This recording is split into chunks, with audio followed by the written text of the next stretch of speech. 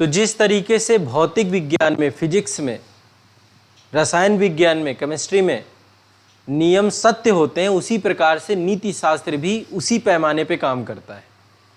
आप एक बात समझिए, मैं आपको कुछ एग्जाम्पल देता हूँ।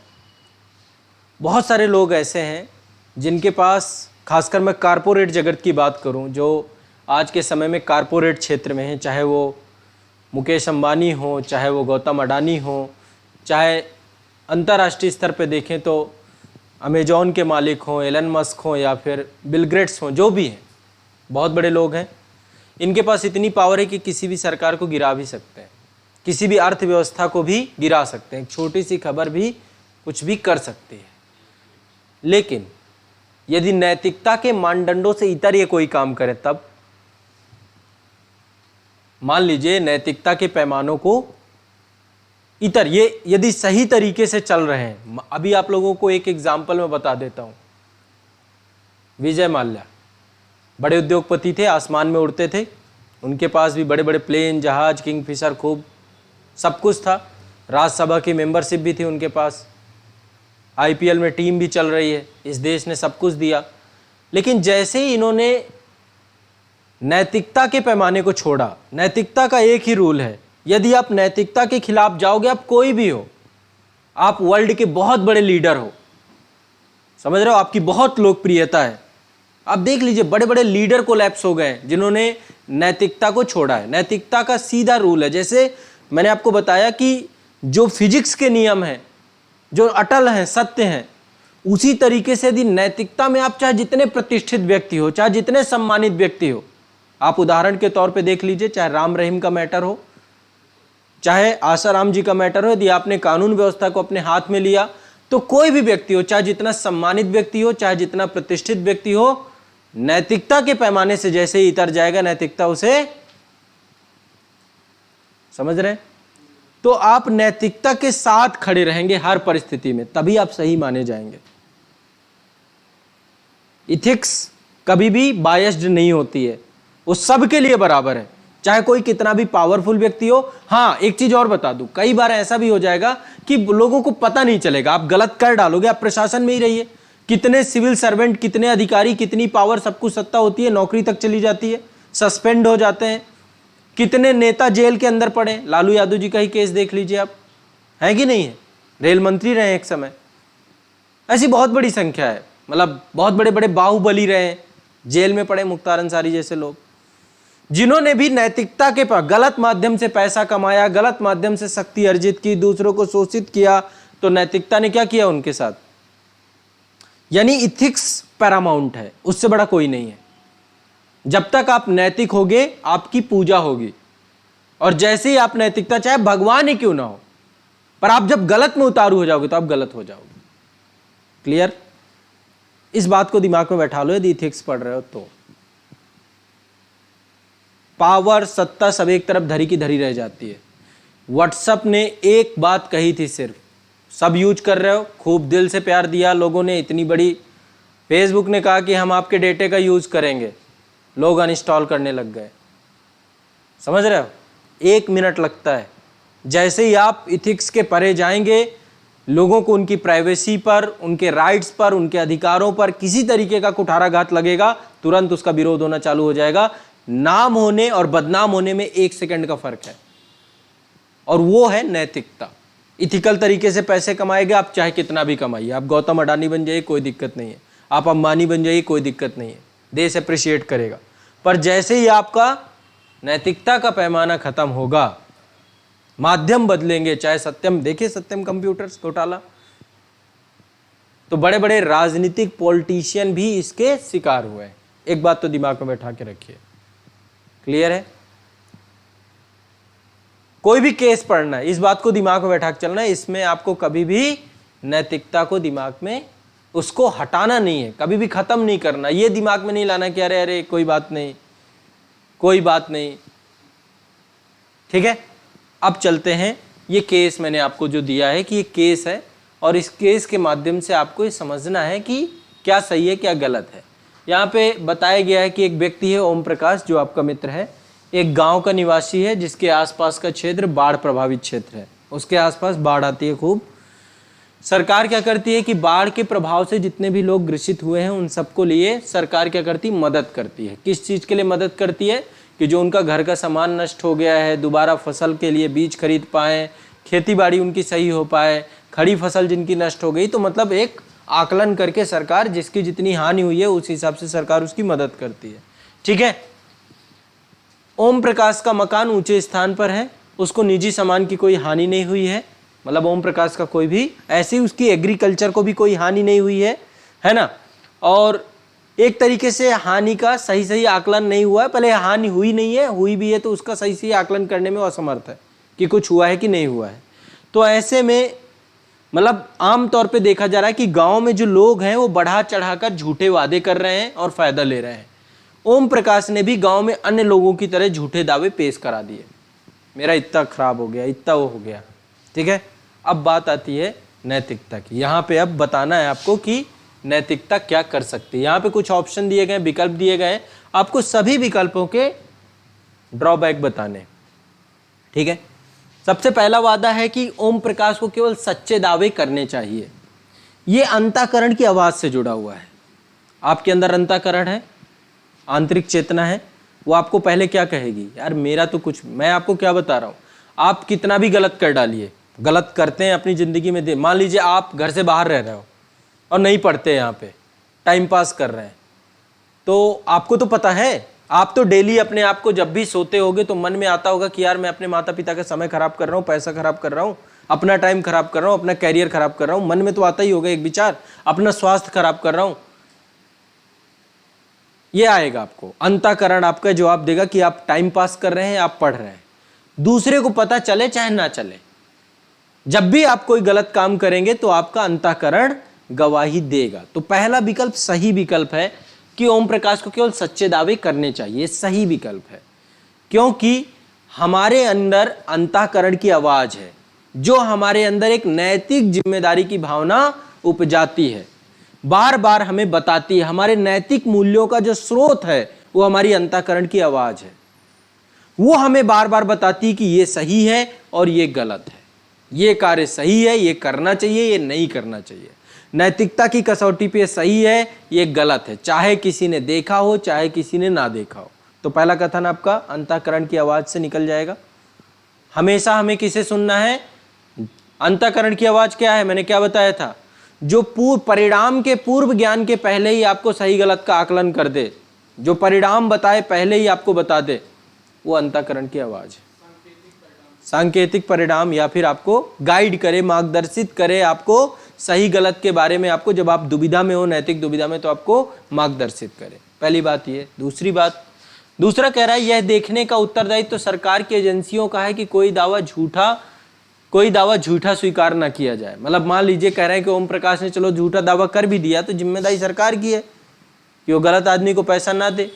देखिए सरकार का काम क्या है, सरकार का काम है कि किसी तरीके की कहीं पे अव्यवस्था उत्पन्न हुई है तो उसको पुनर्वासित करे, और तुरंत इसी के लिए गवर्नमेंट टैक्स लेती है, और इसी के लिए कई सारे लोग टैक्स देते हैं।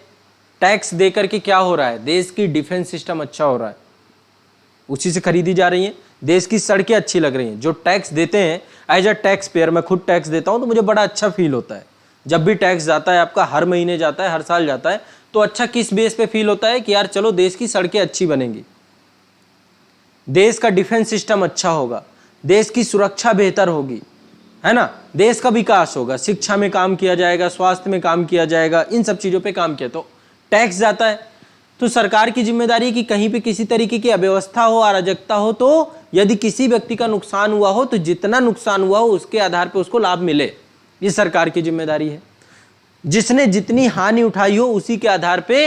अब यहां पे एक बात समझिए, सरकार जो है जांच करे ना करे कि आपने जो दावा किया, मान लीजिए आपको नुकसान नहीं हुआ और आपने दावा कर दिया कि भाई मुझे इतना नुकसान हो गया, तो सरकार आपके दावे को चेक करे ना करे, लेकिन इस बात से आपको अधिकार नहीं मिल जाता है, आप नैतिक रूप से सही नहीं हो जाते हैं। यदि मान लो सरकार नहीं चेक करती, आपको पैसे भेज देती है, आप गलत दावा प्रस्तुत करते हैं, तो इससे आप सही नहीं हो जाओगे, आप तब भी गलत ही रहोगे नैतिक तौर पे, आप अपनी नैतिक जिम्मेदारियों से भाग नहीं सकते हो। समझ रहे हो? तो दूसरा पॉइंट भी आपका गलत है चाहे सरकारी एजेंसी आपको पता करे ना करे वो अलग मुद्दा है, लेकिन आपने चूंकि गलत दावा प्रस्तुत किया तो आपका नैतिक दायित्व था कि आप सही दावा प्रस्तुत करते।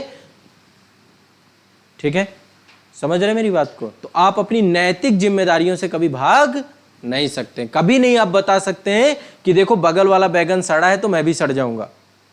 फलों में होता है ना, एक फल के साथ कोई पके हुए फल के साथ दूसरे फल को रख दीजिए तो क्या होता है, वो भी पक जाता है। उसके लिए है कि एसिटिलीन गैस और वो सब कारण से वो धीरे धीरे पक जाता है। तो थाली का बैगन जैसे होता है ना कि एक बैगन इधर से उधर, ऐसे नहीं हो सकता कि दूसरे के ऊपर आप सर पे फूंक दीजिए। यही चीज तीसरे कथन में भी देखेंगे। जब हर व्यक्ति व्यवस्था को धोखा दे रहा है तो ओम प्रकाश क्यों न दे? तो हर व्यक्ति यदि गलत है, हर व्यक्ति यदि कुएं में कूद रहा है, हर व्यक्ति यदि गलत कर रहा है तो आप ही इसमें सही नहीं हो जाएंगे। यह भी आपको ध्यान में रखना है। समझ रहे हैं? यदि कोई भी व्यक्ति, आपको अपनी आंतरिक चेतना के प्रति सजग रहना चाहिए। आपको जानबूझकर या अनजाने में यह धारणा नहीं बनानी चाहिए कि दूसरे ऐसा कर रहे हैं तो मैं अपनी जिम्मेदारियों से बच जाऊंगा। ठीक है, तो आपको कि आपके आचरण को उचित नहीं ठहराया जा सकता कि गांव के सब लोग ऐसा कर रहे थे तो आपने भी कर लिया। समझ रहे हैं? तीसरे कारण में यदि आप जाएंगे तो तीसरा कारण क्या है? आपका आचरण अनुचित है क्योंकि आपको कोई नुकसान नहीं हुआ था, फिर भी आप दावा प्रस्तुत कर रहे थे।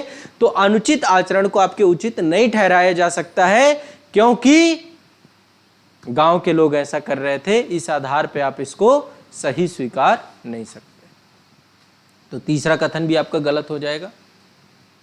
ठीक है, ये ऑप्शन भी आपको नहीं चुनना है। समझ रहे हैं आप? क्या नाम है? आशीष जी, समझ पा रहे हैं मेरी बात को? ठीक है, तो बैड बैगन नहीं बनना आपको। तीसरा, चौथा है आपका, जब कभी प्राकृतिक आपदाएं आती हैं तो सरकारें सस्ती लोकप्रियता पाने के लिए सहायता देती हैं, उन्हें लाभों को कम कर देना चाहिए। मतलब यहाँ पे गवर्नमेंट के ऊपर बात की गई है। ये बात सत्य है कि जब कभी भी आपदा आती है तो सरकारें उदार पैमाने पर सहायता देती हैं। उसके पीछे का कारण चुनाव, वोट बैंक की राजनीति, सारी चीजें होंगी। लेकिन ऐसी सहायता का दुरुपयोग करने का औचित्य बनता है क्या कि आप ऐसी सहायता का दुरुपयोग करें? क्या इससे आप नैतिक हो जाएंगे क्या?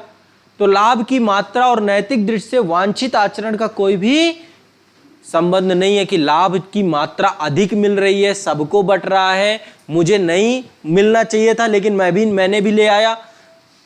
आप समझिए, मैं आपको एक दूसरा एग्जांपल देता हूं। कहीं पे भंडारा चल रहा है मान लीजिए, ठीक है। अब भंडारे में भोजन बट रहा है, आप अकेले हैं। आपने क्या सोचा कि भाई मैं एक काम करता हूं, भंडारे में तो वहां पे क्या बट रहा है कि जो भूखा व्यक्ति है वो आकर के खाए। आपका पेट भी भरा हुआ है और आप वहां से निकल भी रहे, तो आपने सोचा कि यार कल तक का मैं यहाँ पे डंप कर लेता हूँ। और आपने क्या किया, 10 प्लेटें उठाई। 10 ही प्लेट थी टोटल वहां पे। एक प्लेट उठाई, पहले उससे ले लिया, फिर दूसरी प्लेट उठाई, उससे ले लिया कि भैया कल तक का मेरा इकट्ठा हो जाएगा। बाकी के 9 लोग खड़े हैं, देख रहे हैं, क्योंकि आपके कारण उनका नंबर नहीं आ पा रहा है। तो ये क्या है, नैतिक रूप भाई बट रहा है वो तो सबके लिए, भाई बट रहा है तो हम भी ले चलें, घर पे रख लेंगे, ये कर लेंगे। कई जगह हमारे गांव में एक बड़ा भंडारा होता है। मतलब आप सोचेंगे हर दिसंबर के महीने में एक मौनी आश्रम है, वहां पे सिमौनी एक जगह है, और ऐतिहासिक भंडारा होता है। उत्तर प्रदेश सरकार के द्वारा उसको सांस्कृतिक क्षेत्र के तौर पे भी, बड़े हनुमान जी का बहुत बड़ा एक वो है क्षेत्र है, प्रसिद्ध क्षेत्र है, और वहीं पर आपके शंकर भगवान का भी है। हर साल लगभग नहीं होते होंगे तो कई जिले खाते हैं उसमें, 3 दिन का भंडारा चलता है वो। और मुझे जहाँ तक पता है कि वहाँ पे आसपास के जो गांव हैं, जिस गांव में वो होता है उसके आसपास के गांव में महीनों तक फिर भोजन नहीं बनता है, लोग इतना डंप कर लेते हैं। तो ये अनैतिक है। उसको जो डंप करने वाली सामग्री है, भंडारे में सिर्फ सड़ने वाली चीजें नहीं मिलती हैं। पेठा मिला, मान लीजिए, पेठा समझते हैं, आगरा का पेठा है ना। अब पेठा भी मिलता है, बहुत कुछ मिलता है, मतलब बहुत बड़ा भंडारा होता है। आपको मालपुआ बनते हैं, बहुत सारी चीजें होती हैं, और उसमें कई गांव आते हैं। कभी आप यूट्यूब पे सर्च करेंगे तो सिमौनी आपको दिखेगा कि कितने बड़े लेवल का भंडारा होता है वहाँ पे। पूरा यहाँ महाराष्ट्र से, दिल्ली से लोग गाड़ियाँ भर के जाते हैं। वहाँ पे एक संत हैं, अवधूत महाराज जी, बहुत बड़े संत हैं, वहाँ पे सिद्धि प्राप्त क्षेत्र है, उनके द्वारा वो भंडारा किया जाता है। बट वो अनैतिक है ना, नैतिक रूप से अनुचित है ना। भंडारा में क्या है, आइए खाइए और जाइए। अब आपने क्या किया उसको कि बट रहा है तो डंप ही कर लो, सब अपने ही घर में भर लो। तो सरकार का बट रहा है तो तो ये क्या हो गया आपका? आप लोग जा सकते हो, 15, 16, 17 3 दिन डेट रहती है उसकी, फिक्स है, भंडारा होता है, कभी भी आप जाइए, मैं आपको एड्रेस बता दूंगा उस एड्रेस में पहुंच जाइए और जाके आनंद लीजिए। 3 दिन आपको वहीं रहना है, खाइए सोइए, सारी व्यवस्थाएं रहती हैं वहाँ पे। और ज़्यादा आपको लग रहा हो कि भाई कैसे जाएंगे, तो कुछ नहीं करना है, भारतीय संस्कृति का परिधान पहन लेना है आपको, साधु संत महात्मा, और बस पैदल भी जाते हैं यहाँ से बहुत सारे लोग, पैदल यात्रा कर लीजिए, पहुँच जाएंगे। ठीक है, तो ये आपका, आप तो कुंभ मेला वाले क्षेत्र से हैं, आप इस तरीके से कहेंगे तो ये आपका जो है, मतलब आप नैतिक तौर पे समझ गए कैसे आपको डील करना है इसको। ये भी अनैतिक, ये भी अनैतिक, ये भी अनैतिक। नैतिक सिर्फ पहला दावा है। ऑप्शन ए कैसे गलत है? क्यों चुना? हाँ, गांधी जी की बात नहीं कर रहे, हम नैतिकता की बात कर रहे हैं। सत्य तो यही है। हाँ, तो बिल्कुल गांधी जी कोई गलत थे क्या? गांधी जी ने भी तो अंत तक क्या, भ्रष्टाचार होता इसी कारण है क्योंकि हम इस तरीके से सोचते हैं। यदि हमारे सोचने का नजरिया ये है, जो मैंने आपको नजरिया बताया कि नैतिकता के पैमाने पर जब आएंगे, उस पैरामीटर पे आप खड़े होंगे, तो आप गलत ही होंगे यदि इन 3 ऑप्शंस को चुनेंगे। आप अपने आप को सही नहीं दर्शा सकते कि भाई ये तो आदर्श स्थिति हो जाएगी, ये तो ये हो जाएगा, तब भी आप गलत ही हैं। जहां पे आपका हक नहीं बन रहा, वहां पे आप अपना हक बना रहे हैं, तो आप गलत ही है नैतिकता के पैमाने पे।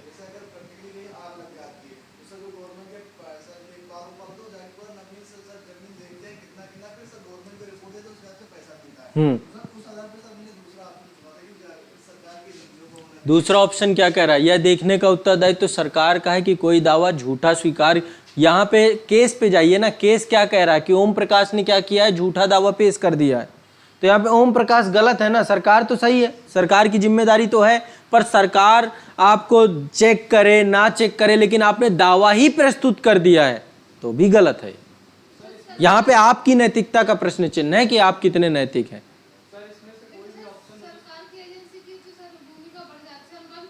उनका, हम अभी सरकार के नैतिकता को पे जा ही नहीं रहे ना, हम तो सिर्फ ओम प्रकाश की नैतिकता को देख रहे हैं यहाँ पे। आप केस के हिसाब से चलिए ना, केस क्या कह रहा है आपका? केस तो केवल ओम प्रकाश को पकड़ रहा है कि ओम प्रकाश ने झूठा दावा प्रस्तुत किया है और आपको 4 विकल्पों में बताना है।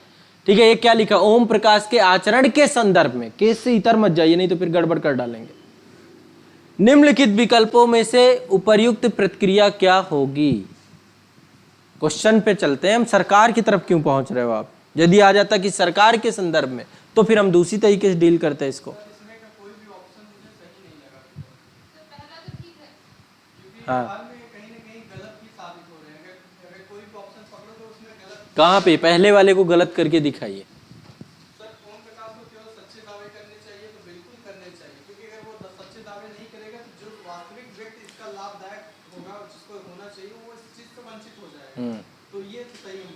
तो फिर अभी कह रहे हैं कि कोई नहीं दिख रहा, आप कह रहे हैं, मैं भी तो यही बोल रहा हूँ कि यही सही दिख रहा है मुझे भी। बाकी तो और क्या,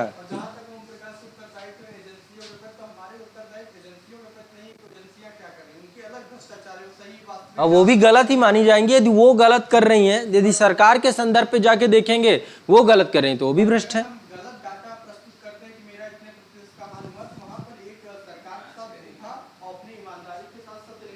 मुझे एक चीज बताओ, सुनो, आप विदाउट टिकट आप ट्रेन पे चलिए, मान लीजिए आप अभी जैसे छात्र हैं और छात्रों में बहुत बड़ी संख्या होती है। हमारे एक मित्र थे, वो विदाउट टिकट चलते थे। मैं बहुत सारे स्टूडेंट्स को भी जानता हूँ, क्योंकि आर्थिक स्थिति ऐसी नहीं होती तो टिकट नहीं लेते, अपना चालू टिकट।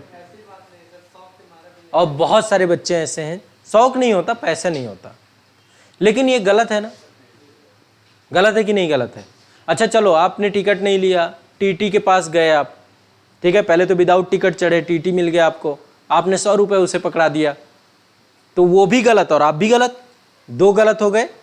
आपने पहले गलत किया, फिर आपने भ्रष्टाचार करने के साथ साथ उसको भी भ्रष्टाचारी बना दिया। अब उसने लिया तो भी वो गलत, तो यहाँ पे दोनों गलत है।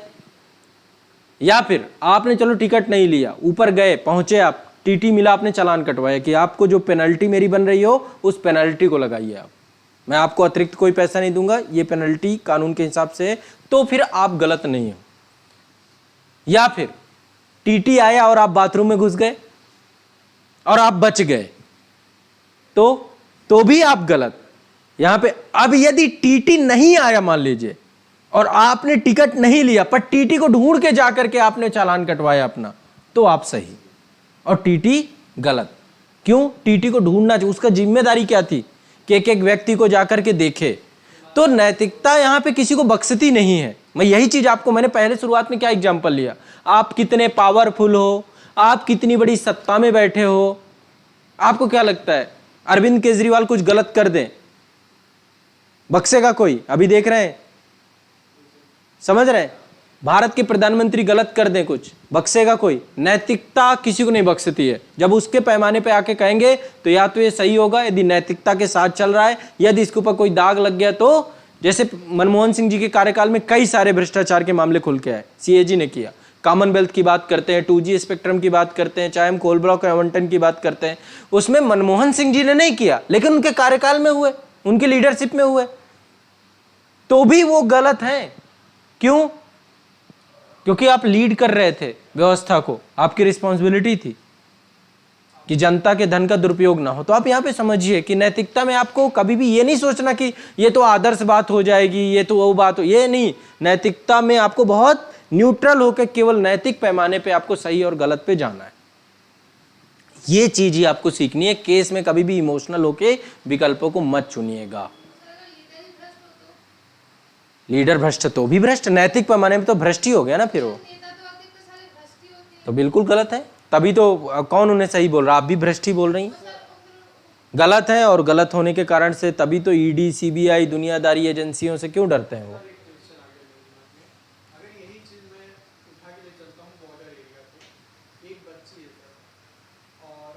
परिस्थिति फिर चेंज करेंगे तो फिर अलग बात है ना।